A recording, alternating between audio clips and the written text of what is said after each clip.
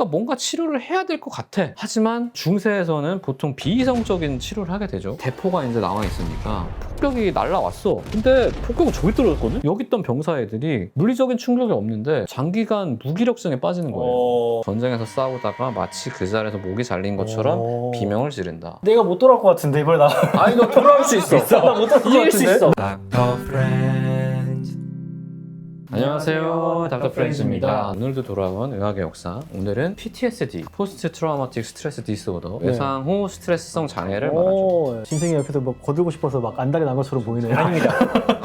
역사는 잘 모르니까. 이게 쉽게 말해서 이제 어떤 끔찍한 사건을 겪은 사람이 겪는 스트레스성 장애잖아요. 맞아요, 그렇죠. 맞아요. 근데 우리가 농담할 때도 막 이거 보니까 나 PTSD 온다 막 이렇게 할 정도로 되게 친숙하고 널리 알려진 질환입니다. 근데 사실 이게 그렇게 만만하게 볼 질환은 아니긴 해요. 애초에 PTSD가 전쟁을 경험한 군인들, 그 중에서도 베테랑을 대상으로 도움을 좀 주려고 만들어진 진단명이거든요. 진단명이 만들어진 지는 얼마 안 됐어요. 이게 일단 4가지 카테고리로 나타납니다. 일단은 뭐 이게 침습적 증상이라는 게 있죠. 악몽 같은 거를 꾸기도 하고, 아이들은 이제 표현을 잘 못하니까 그림들을 계속 그리기도 하고. 유니세프에서 막 총으로 사람 죽는 전쟁 거 이런 거 그리기도 하고. 그 상황들이 계속 머릿속에 이렇게 재생되는 듯한 그런 증상들이. 심한 경우에는 폭죽 터졌는데 내가 이제 그 전쟁에 있었던 폭격을 당하고 있다라는 경험을 하기도 하죠. 플래시백이라는 표현을 쓰기도 해요. 휙 돌아가서 그때 일을 지금도 겪는 것 같은. 이러한 원인 때문에 이제 회피 증상이 나타나죠. 그쵸. 회피 증상은 쉽게 말해서 내가 교통사고가 났으면 그 다음부터는 자동차를 못 타는 맞아요. 거고 이런 그렇게 되는 거예요. 회피고, 세 번째 증상이 이제 과각성 증상인데 작은 소리에도 막 깜짝깜짝 놀라는 각성이 거. 너무 돼가지고. 네, 네. 그러니까 어쨌든 이런 일을 겪으면 굉장히 몸이 예민해져 있는 거죠. 그래서 전반적으로 긴장되어 있기 때문에 낮 동안도 이런 증상들이 있는데 이제 밤에 예민해져서 이제 잠도 못 들고 아무래도 불면에도 시달리고, 그런 다음에 이제 나오는 게 이제 기분의 변화죠. 우울해지고 무기력하고, 또 심지어 분노 조절이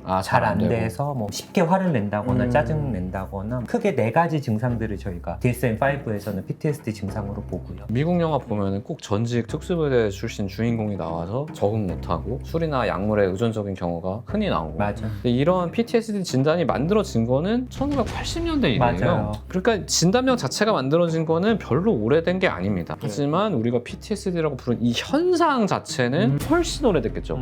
기록이 있는데 1차 세계대전 이후로는 뭔지 모르겠는데 전쟁을 경험한 사람이 이상해져요. 그래서 이거를 다양한 용어로 그때 붙였어요. 보통 병사들이 생긴다, 솔저스 허트, 아니면 쉘쇼크. 이 말은 되게 유명하죠. 쉘쇼크라는 말은 이제 완전 공황처럼 와가지고 막 눈이나 이런 거 이상해지고 그런 현상을 말하기도 하고, 혹은 워 뉴로시스, 전쟁 신경증 이런 식으로 부르기도 하는데, 이런 것들은 뭐 1, 2차 세계대전과 관련된 영상이나 문헌 같은 거 보면 엄청 나와요. 사실 증상이 뭐 1차 세계대전 때 뚝 나오진 않았겠지. 훨씬 오래됐을 거예요. 전쟁은 계속 있었으니까요.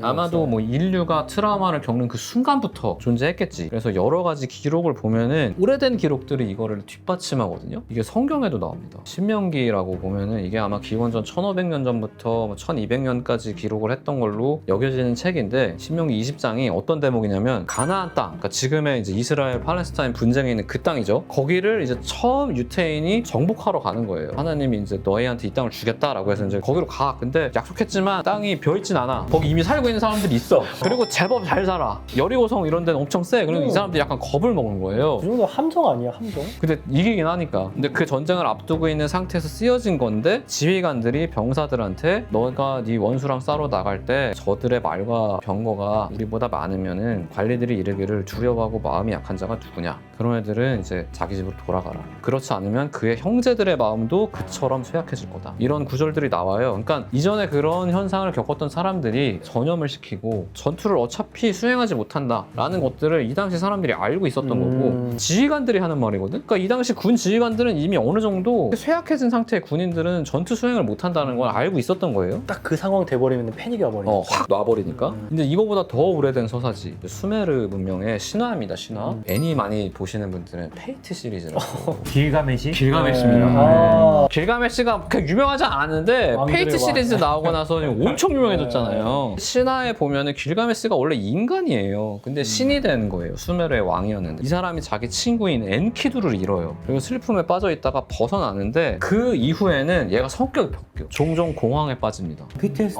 PTSD 증상이 딱 나타나요. 그리고 이제 그리스의 기록에도 있습니다. 이거는 영화 정확하지가 않은데 누가 남겼는지 루크레티우스라는 유명한 시인이 썼다는 기록도 있고 제가 봤을 때 이게 더 유력해요. 그래도 히포크라테스가 썼다는 얘기도 있어. 그 형은 뭐 너무 많이 이 하려고 양반은 막 다 자기 같다 그러는데 하여튼 보면은 필멸자는 잠에서도 똑같은 고통을 겪고 난다. 그들은 꿈에서 포로가 되고 전쟁에서 싸우다가 마치 그 자리에서 목이 잘린 것처럼 비명을 지른다. 그럼 많은 사람들이 끙끙거리고 씨름을 하며 비명과 신음을 흘린다. 마치 자면서 표범이나 사나운 사자의 송곳니에 갉아먹히고 있는 것처럼. 그럼 PTSD를 완전 묘사한 PTSD 죠. 거네. 기가 막히죠. 내가 봤을 땐 그래서 루크레티우스가 쓴 것 같아요. 시인이니까. 이러한 현상 계속 나와요. 근데 별로 개선되는 법이 없이 그냥 지속이 됩니다. 셰익스피어의 로미오와 줄리엣 영화로 봤어. 영화로 보셨고 영화로 봤어요. 영화로 봤고요. 예. 저도 영화로 봤습니다. 저도 이 내용은 처음 봤는데 거기에 메르크시오라는 여왕이 나와요. 이 여왕이 전쟁을 지휘하고 했던 그런 여왕이거든요. 이 사람이 자면서 전쟁을 하고 북소리에 놀라 깨고 이런 묘사가 나오고 또 셰익스피어의 다른 작품인 헨리 4세에서도 자세한 묘사가 나옵니다. PTSD에 대해. 그러니까 잘 몰랐지만 전쟁을 하면 이런 증상이 생긴다. 그럴 수밖에 없을 것 같아. 라는 거는 알고 있었어요. 그리고 이게 신분의 고하가 없어. 여왕도 생기고 병사도 그러네. 생기고 지휘관도 생기고 그러니까 뭔가 치료를 해야 될 것 같아. 하지만 중세에서는 보통 비이성적인 치료를 하게 되죠.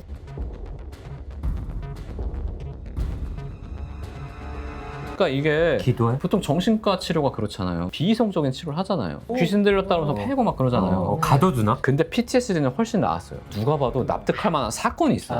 아, 그럼 좀 쉬게 하나? 휴양도 하고 괜찮다. 근데 그건 보통 신분이 높은 사람들이 그렇게 되고 신분이 낮으면은 얘 병사야 얘가 근데 갑자기 힘들다고 그러니까 못 어떡하지? 나가겠대. 노출시켜야 되나 오히려? 그럼 때리는 거죠. 엄살 부려 죽음으로밖에는 못 풀려나는 거야 병사는. 야, 사실 내가 진짜 전투 중에 무섭네. 생겼으면. 근데 이제 가장 빈번하게 됐던 거는 고대에는 주술입니다. 주술. 왜냐면 얘가 어떤 이벤트가 있어서 적이랑 싸웠어. 그러고 나서 갑자기 약해졌어. 귀신에 들린 것 같아. 적의 그러네, 귀신이 그러네. 이렇게 그럼 이제 주술하는 거죠. 중세 또 뭔가 얘가 십자군 전쟁 가서 이두교도랑 싸우다가 약해졌어. 그러면 기도를 받아야 될 거 아니에요. 그러니까 뭔가 살아남았는데 약해진 거니까. 기도해. 그리고 미사 참석해. 그리고 좀 신분이 높아. 그럼 신부님이랑 대면해서 상담도 해. 이런 건 도움이 되겠죠, 당연히. 그러게. 심지어 그때 당시 중세인이고 내가 십자군 전쟁에 나갔을 정도로 어. 엄청난 신앙이 있는 사람이야. 근데 신부님이 딱 이렇게 엄청나게 효과가 있었을 그렇지. 거예요. 그렇지. 그렇게 해서 되지만 사실상 이게 약의 도움을 받아야 되는 질환이기도 하거든요. 이게 정신질환이기도 하지만 정신질환은 마음, 신경질환이기도 하기 때문에 이런 치료는 사실상 반쪽짜리에 불과했던 거죠. 그 상황에서 계속 내려오다가 조금 변화가 생기는 게 19세기입니다. 나폴레옹이 전쟁을 어마어마하게 하지. 아무데나 가로 비참하게 막 사람들이 당해요. 근데 그때 대포가 이제 나와 있으니까 폭격이 날라왔어. 근데 폭격은 저기 떨어졌거든? 여기 있던 병사 애들이 물리적인 충격이 없는데 장기간 무기력증에 빠지는 거예요. 잘 싸우던 베테랑들이거든? 이제 와서 엄살 부릴 애들도 아니야. 근데 얘네들이 이상해. 뭔가 저 폭격에 의해서 뭔가 당한 것 같아. 라고 해서 진단명을 붙입니다. 벤트 두 블렛 증후군이라고 하는데 이게 블렛. 직역하면은 대포로 인한 바람 증후군. 직접적인 바람? 타격이 아니고 바람 바람으로? 같은 것만으로도 문제가 발생할 수 있다. 그러니까 이게 어떤 사람이 죽어나가는 걸 보기만 해도 뭔가 충격을 줄 수 있다라는 거를 준 거죠. 이걸로 뭐가 어떻게 큰 변화는 된 건 아니지만 이게 신체적인 어떤 부상이 있지 않더라도 정신적인 경험이 질환을 일으킬 수 있다라는 생각을 하게 됩니다. 거의 첫 기술을 한 거네요. 그리고 나서 이제 정신과 선생님인 피넬이 등장합니다. 피네 유명하죠. 유명하죠. 예. 이 사람이 이제 파스칼을 진료했어요. 철학자 파스칼. 파스칼이 막 달리다가 생각에 빠졌어. 죽을 뻔했어. 그러고 나서 8년 동안 계속해서 자기가 왼쪽으로 떨어졌는데 왼쪽에 절벽이 있는 꿈을 꾸는 거야. 그리고 심지어 잠을 자려면은 내 침대가 완벽하게 난관이 있어요. 그래서 의자를 갖다 놓고 떨어 죽을까 봐.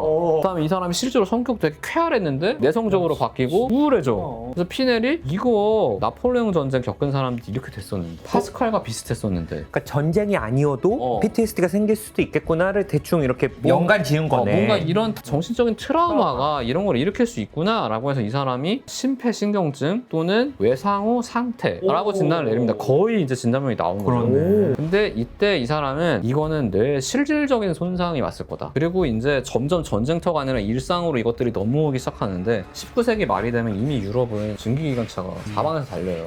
교통사고가 나는데 열차 사고가 나는데 열차 사고는 일반적으로 우리가 볼 수 있는 그런 열차 부상 사고는 상태가 아니잖아요. 최소 절단 아니면 뭐 폭사하듯이 죽어버리잖아요. 전쟁터에 나온 군인들이야 뭐 그전에도 폭탄 맞고 총알 맞고 하면 절단도 되고 뭐 터져 죽고 했지만 이때는 이제 일반인들이 그런 걸 보는 거잖아요. 그걸 보고 이 사람들이 이전에 피넬이 말했던 외상후 상태에 빠지는 거야. 거야. 그래서 이 사람들 보기만 했는데 이 사람은 겪은 사람 아닌데? 뇌와 척수나 이런 데 손상이 미세하게 그러네. 오는 건가? 그러니까 여전히 이게 그냥 보는 것만으로 정신적인 충격이 이렇게 오는 거라고 생각 못하고 열차 지나다니는 근처에 있었으니까 미세한 충격이 있었을 거다라고 믿은 상태에서 지나가는데 그럼에도 불구하고 나머지 주류는 환자가 히스테리적인 성향이 있어서 저 사람 잘못이야. 저 사람이 예민하게 생각하는 것 때문이야. 모든 사람이 어. 걸리는 건 아니니까. 라고 생각을 하고 이제 남은 상태에서 러일 전쟁이 벌어지거든요. 1905년에 러시아가 지죠. 그때 러시아가 이제 PTSD 환자가 수천 명 단위로 발생했어요. 하지만 러시아는 사실 유럽에서 크게 관심이 없었어요. 이미 뭐 저물고 있고 포로병 돌아가지고 끝났어. 제쪽 러시아는 이제 안 되는 것 같아. 그래서 그냥 주류 유럽 의학계에 영향을 못 미쳐요. 근데 이 당시에 그래도 아프토크라토프라는 러시아 정신과 의사가 50개의 병상을 전방에 만들고 오로지 정신과 환자만 받았어. 그래서 PTSD 같은 게 생긴 사람들한테 이제 전방에서 불러가지고 면담해주고 그 다음에 조금씩 노출해주고 하면서 전쟁의 소음은 있지만 안전한 상태를 만들면서 조금씩 이렇게 치료를 했거든요. 이게 지금 와서 보면 상당한 효과가 있었던 치료법인데 그 당시 유럽 전선에서는 이게 크게 안 했죠. 그래서 이게 그냥 넘어가고 1차 세계대전이 터져버립니다. 이 전쟁이 그 전까지 전쟁하고는 아예 다르죠. 맞아. 그쵸. 서부전선 이상 없다라는 영화를 보셨을 거예요. 이 전쟁 특징이 참호라는 이제 열악한 환경 그리고 거기에 행해지는 무차별적인 폭격 그리고 전진하려면 상대 참호로 가야 돼. 근데 거기 기관총 있어. 가면 그러니까. 계속 죽어. 그러니까 내 옆에서 나랑 친하게 지내는 사람 다 죽었어. 베테랑들은. 운 좋게 생존하는 사람들도 극심한 공포, 불안 서 있잖아요? 그럼 전신이 떨려. 혹은 못 서 있어요. 아주 심각한 형태의 PTSD가 나타나는데 요거를 따로 떼서 쉘소크라고 부릅니다. 이 사람들이 제일 특징은 몸이 떨리고 경련을 해요. 다른 PTSD랑 좀 달라. 처음에는 환자가 10명, 20명 이렇게 하다가 이제 나중에는 몇만 명씩 발생하거든요. 그러니까 이제 영국, 프랑스나 독일, 오스트리아나 편을 가리지 않고 이거 어떻게 하긴 해야 되겠어. 그러니까. 그래서 이제 치료를 시도합니다. 정신과 군의관들이 대거 차출이 돼서 전방에 가서 이제 이 사람들이 이제 어떤 상태에 있는지 많이 봐요.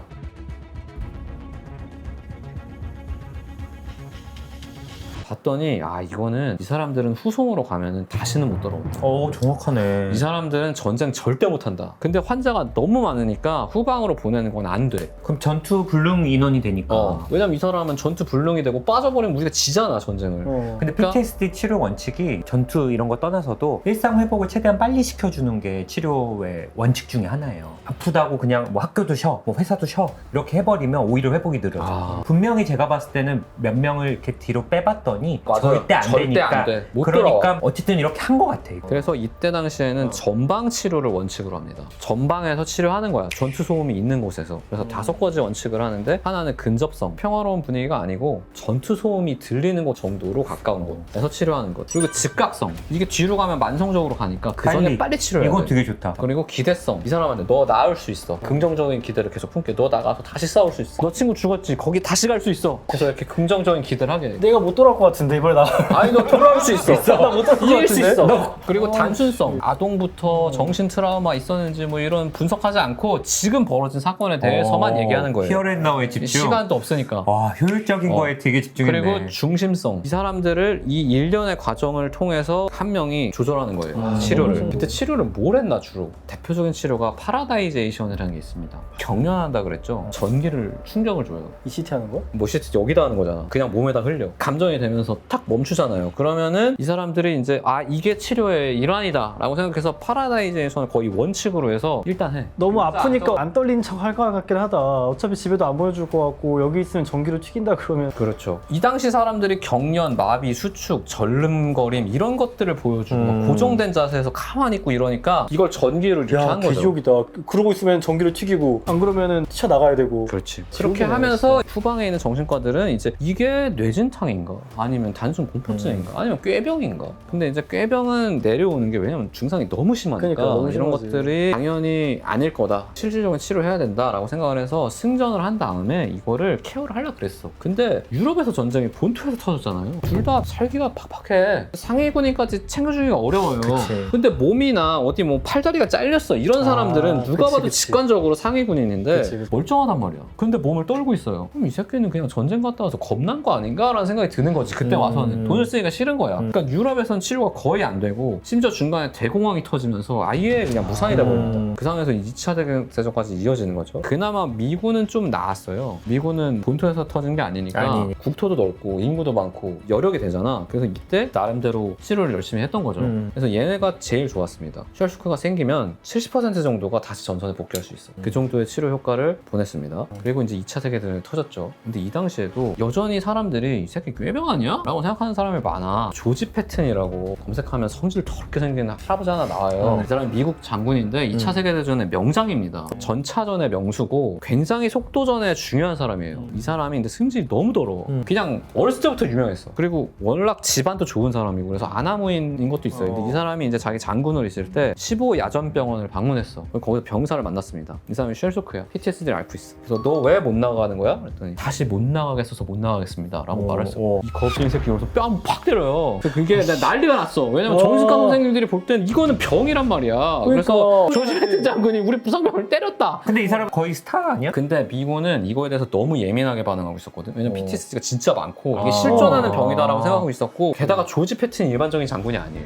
지금까지 문제를 너무 많이 일으켰어. 위문 공연 같은 거 하면은 거기서도 막 난리치고 니들 이런 거 그만하고 나와 싸워. 이미 골칫덩이야. 그래서 그때 잠시 보직해임을 당했습니다. 이제 물론 다시 바로 복귀해서 싸웠지만 이거는 이제 미국 쪽이야. 미국은 그래도 치료를 조지 패튼 같은 사람이 있지만 이 당시에 이미 70% 정도는 전방에 복귀할 수 있을 정도로 치료를 잘하고 있었어. 근데 독일은 어떤가? 전투는 이기고 있어요. 하지만 전선이 너무 확대돼 있잖아. 소련하고도 싸워. 프랑스는 뭐 이겼으니까 뭐 이렇게 돼 있어. 아프리카 전선 싸워. 이탈리아 사고 쳐가지고 그리스까지 가서 발칸반도에서 또 싸워. 전선이 4개야. 그러니까 이게 여유가 없죠. 그러니까 이 사람들은 치료가 안 돼. 유병률이 훨씬 높고 돌아와도 그냥 내보내. 벌벌 떨고 있는데 이 상태에서 총도로 나가는 거예요. 그냥 치료가 아예 안 된 상태에서. 이게 제일 심했던 게 소련이 제일 심했습니다. 소련은 그냥 지옥이에요. 스탈린 생각이 뭐였냐면은 우리는 무기보다 인민이 더 많다. 인민을 무한으로 갈아 넣으면 독일을 이길 수 있다라고 생각을 했었거든. 그러니까 이 소련을 제외하면 독일이 PTSD 유병률이 제일 높았고 얄궂게도 더 높았던 거는 독일 본토 사람들은 그래도 내가 내 나라를 위해서 싸우는 거잖아. 근데 프랑스가 이제 항복을 하고 비시 프랑스라는 이름으로 나치의 부역국이 된단 말이에요. 여기서 징집된 프랑스 사람들은 나는 프랑스 사람이야. 우리나라가 나치한테 망했어. 근데 나는 나치 군복 입고 나치를 위해서 싸우고 있단 말이야. 근데 전쟁 졌어요 심지어. 그리고 고향으로 돌아왔더니 부역자 새끼 나치한테 해가지고 앞잡이 새끼. 그러니까 PTSD가 낫지를 않고 오히려 돌아서 더 심해져가지고 이 사람들은 거의 태반 90% 이상이 평생토록 그 질환에 앓았대요. 그래서 그런 비참한 질환이 있는데 그나마 2차 세계대전 때는 약이 나왔습니다. 펜토탈 나트륨이라는 마취제가 나왔어요. 정신과적인 약은 아니고 근데 이게 교감신경의 과활성을 줄여줘요. 그러면서 정신적인 카타르시스를 준대. 그러니까 이걸 맞으면 무조건 하나에 도움이 됐대요. 지금은 당연히 훨씬 더 이제 개선된 MDMA라는 약을 보조약으로 쓰는데 기전은 비슷하다고 합니다. 그리고 이제 전쟁 영화 보여주면서 처음엔 음속으로 보여줘. 그러다가 음량을 높여요. 점진적 노출. 점진적으로 노출을 하기도 하고. 그래서 이제 특히 미국이 되게 자신감이 생겼어요. 야, 우리는 PTSD 진짜 잘 고친다. 심지어 승전국이고 2차 세계대전 끝나면 이제 세계에서 가장 강한 나라잖아요. 소련이랑 더불어서. 그러니까 상위군 챙겨줄 여력도 있었고 우리 잘하고 있는 것 같아. 한국 전쟁까지도 갔다 왔는데 우리 PTSD 되게 잘했어요. 근데 베트남전이 터지고 나서 완전히 믿음이 사라진 거예요. 그래서 PTSD 발병률이 세계대전 당시보다 높아져.